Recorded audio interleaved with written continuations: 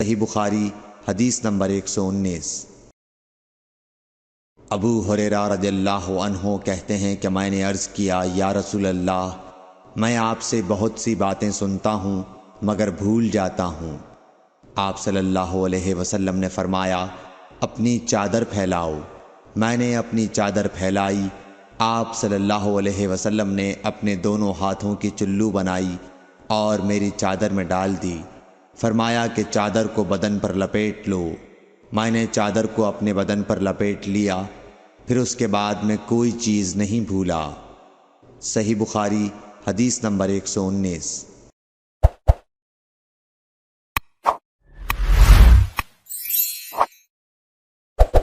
صحیح بخاری حدیث نمبر 120۔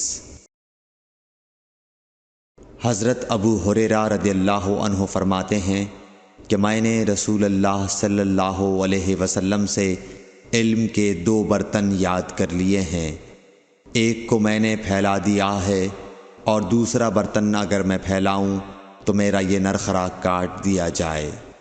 صحیح بخاری حدیث نمبر 120۔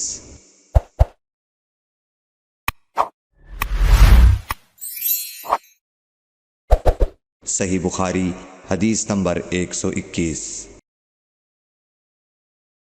نبی اکرم صلی اللہ علیہ وسلم نے حجۃ الوداع میں فرمایا کہ لوگوں کو بالکل خاموش کر دو تاکہ وہ خوب سن لیں۔